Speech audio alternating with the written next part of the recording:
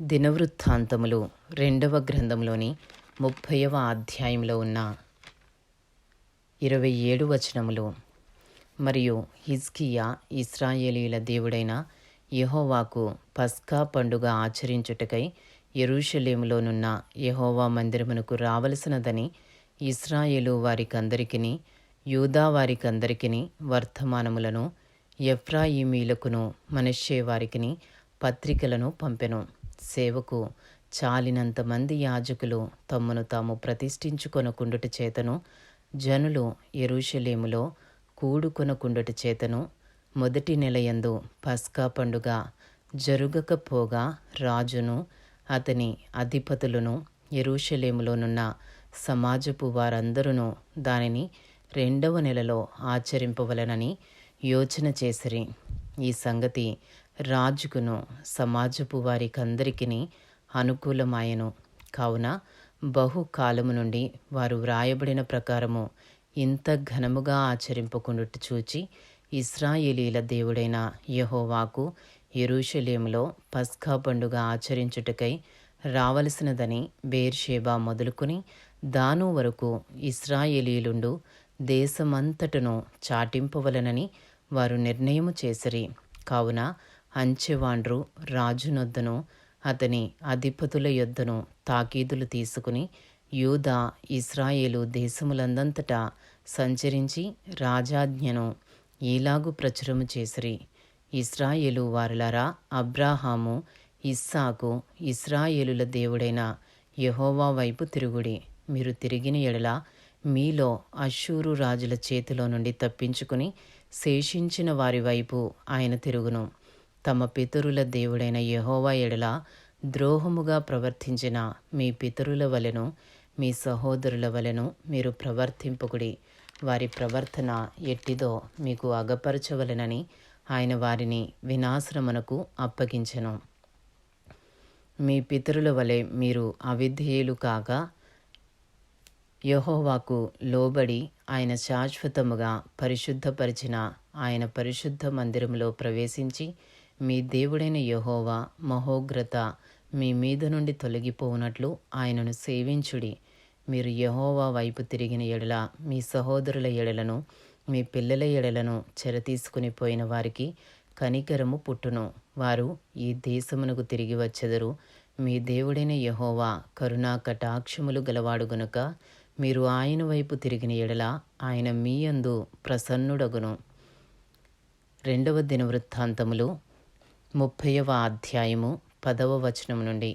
అంచెవాండ్రు జెబూలూను దేశము వరకును ఎఫ్రాయిము మనష్షేల దేశములలోనున్న ప్రతి పట్టణమునకును పోయిరి గాని అచ్చటి వారు ఎగతాళి చేసి వారిని అపహసించిరి. అయినను ఆషేరు, మనష్షే, జెబూలూను దేశముల వారిలో నుండి కొందరు కృంగిన మనస్సుతో యెరూషలేమునకు వచ్చిరి.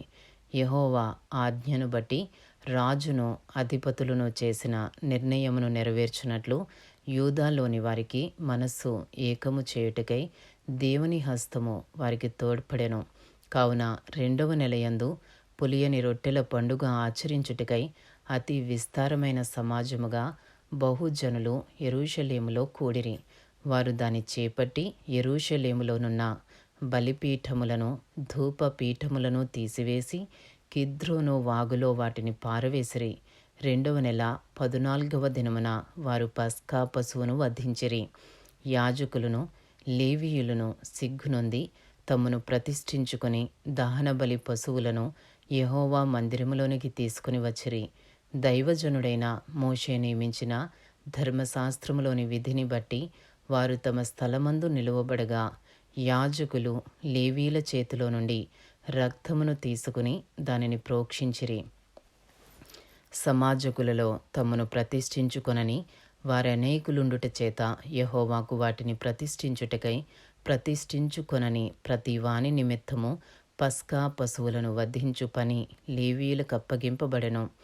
ఎఫ్రాయిము, మనష్షే, ఇస్సాఖారు, జెబూలూను దేశముల నుండి వచ్చిన జనులలో చాలామంది తమను తాము ప్రతిష్ఠించుకొనకయే విధి విరుద్ధముగా పస్కాను భుజింపగా హిజ్కియా పరిశుద్ధ స్థలము యొక్క శుద్ధీకరణము చొప్పున తన్ను పవిత్రపరచుకొనకయే తన పితరుల దేవుడైన యెహోవాను ఆశ్రయింప మనస్సు నిలుపుకునిన ప్రతి వాని నిమిత్తము దయగల యెహోవా ప్రాయశ్చిత్తము చేయునుగాక అని ప్రార్థింపగా, యెహోవా హిజ్కియా చేసిన ప్రార్థన అంగీకరించి జనులను స్వస్థపరచెను.